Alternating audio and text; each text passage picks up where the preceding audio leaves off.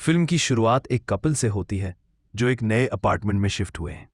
मर्द का नाम रोग है और उसकी पत्नी का नाम गेल। रोग घर के अंदर कुछ सामान ला रहा होता है जबकि गेल घर सेट कर रही होती है। उसी दौरान गेल को रसोई में एक पुराना फ्रिज दिखाई देता है। ये फ्रिज पहले से ही वहां था, मकान मालिक ने वही छोड़ दिया था। गेल उस पुराने फ्रिज को देखकर कहती है कि इसे हटाना चाहिए क्योंकि उसे ये अगली मॉडल पसंद नहीं है। लेकिन रोग नया फ्रिज खरीदने की हालत में नहीं था, इसलिए वो पुराने फ्रिज को ही रख लेता है। गेल इस बात पर थोड़ा टॉन्ट करती है और कहती है कि तुम्हारी स्मार्टनेस भी कमाल की है।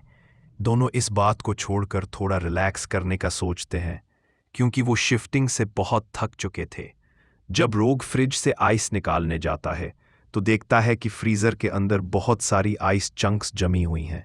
वो मुश्किल से आइस निकालकर अपनी ड्रिंक में डालता है और दोनों साथ बैठकर अपने नए घर की खुशी मनाते हैं। लेकिन जब रोग एक सिप लेता है तो उसे ड्रिंक में कुछ अजीब सा दिखाई देता है। ध्यान से देखने पर वो पाता है कि आइस क्यूब के अंदर एक छोटा जानवर फंसा हुआ है। वो अपनी आंखों पर यकीन नहीं करता। वो गेल को दिखाता है और पूछता है, क्या तुम भी कुछ देख रही हो? गेल तुरंत मैग्नीफाइंग ग्लास लेकर आती है और दोनों देखते हैं कि उस आइस क्यूब के अंदर वाकई में एक छोटा सा क्रीचर है। वो इतना छोटा है कि उनके लिए समझना मुश्किल हो जाता है और तभी उन्हें दिखता है कि उस छोटे क्रीचर के शरीर में स्पीयर्स, भाले लगे हुए हैं। यानी वो किसी तरह का प्रीहिस्टोरिक एनिमल था जो मर चुका है। अब दोनों पूरी तरह शॉक्ड हैं। गेल जल्दी से फ्रिज का पूरा आइस सेक्शन निकालती है और वहां उन्हें कुछ ऐसा दिखता है जो उनका दिमाग हिला देता है। फ्रिज के अंदर एक टाइनी सिविलाइजेशन चल रही होती है। वहां छोटे छोटे इंसान रहते हैं, काम करते हैं और वो देख रहे होते हैं कि बाहर दो जायंट्स यानी रोग और गेल उन्हें देख रहे हैं। असल में फ्रिज के अंदर का टाइम स्पीड बहुत अलग था। बाहर का 1 सेकंड फ्रिज के अंदर 1 हफ्ते के बराबर था। रोग और गेल सोच में पड़ जाते हैं कि ये कैसे पॉसिबल है। वो देखते हैं कि अंदर के लोग उन्हें गॉड्स की तरह देख रहे हैं क्योंकि वो उनके मुकाबले बहुत बड़े थे। रोग उस छोटे क्रीचर को अपने घर के पौधे में बरी कर देता है। वो क्रीचर जो उसे आइस क्यूब में मिला था। गेल फिर से उसकी मजाक उड़ाती है। कुछ समय बाद जब वो दोबारा फ्रिज खोलते हैं तो देखते हैं कि अंदर की सिटी अब इंडस्ट्रियल एज में पहुंच चुकी है। वो हैरान होते हैं क्योंकि उन्होंने फ्रिज ज्यादा देर तक नहीं खोला था, लेकिन अंदर सेंचुरीज बीत चुकी थीं। अब वहां ऊंची ऊंची बिल्डिंग्स बन चुकी हैं, मशीन्स चल रही हैं और लोग मॉडर्न हो गए हैं। रोग ये देखकर दुखी होता है क्योंकि उसे पुराने सिंपल टाइम याद आते हैं। वो सोचता है कि ये छोटे लोग उन्हें क्या समझते हैं, गॉड्स या कुछ और। इसी बीच वो दो वर्कर्स को फ्रिज के अंदर बात करते हुए सुनते हैं जो कहते हैं, हम रोज इन पागल जायंट्स को देखते हैं और गेल के दांत में फंसे ब्रोकली से परेशान हो गए हैं। रोग और गेल ये सब देखकर हंसते भी हैं और शॉक्ड भी होते हैं।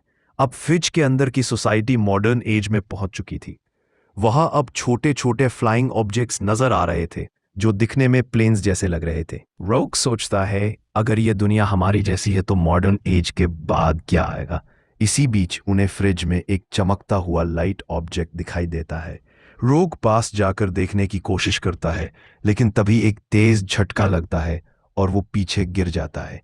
गेल उसकी मदद के लिए दौड़ती है और देखती है कि उसका चेहरा जल गया है। उन्हें समझ आता है कि फ्रिज के अंदर अब वॉर शुरू हो चुकी है। हर तरफ तबाही है, लोग मर रहे हैं और एक्सप्लोजन्स हो रहे हैं। दोनों डर जाते हैं और फ्रिज का दरवाजा बंद कर देते हैं।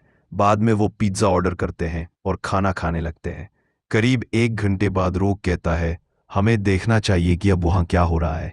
दोनों डरते हुए फ्रिज खोलते हैं और देखते हैं कि वॉर खत्म हो चुकी है। अब वहां के लोग फिर से रीबिल्ड कर रहे हैं।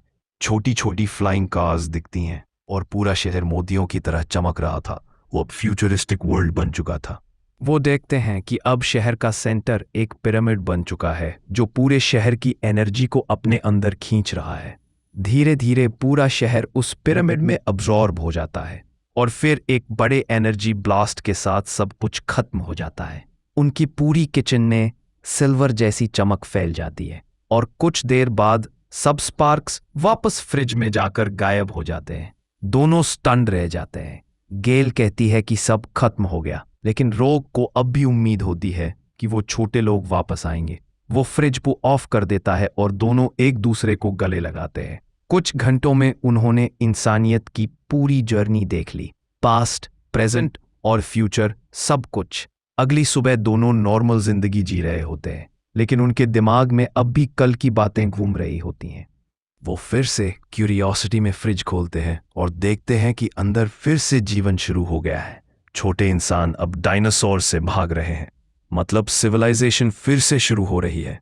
ह्यूमन का अर्ली एज। फिल्म का अंत इसी सीन से होता है।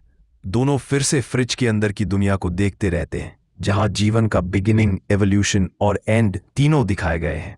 इस कहानी में फ्रिज ह्यूमन वर्ल्ड का सिंबल है, और वो कपल दर्शाता है कि इंसान कैसे नेचर को ऑब्जर्व तो करता है, पर उसे बचाने के लिए कुछ नहीं करता। जब फ्रिज में वॉर शुरू होती है तो वो उसे बंद कर देते हैं और अपने काम में लग जाते हैं। यानी इंसान का नेचर के प्रति निग्लेक्ट दिखाया गया है।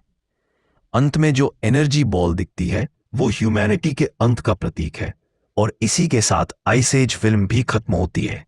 Thank you so much for watching.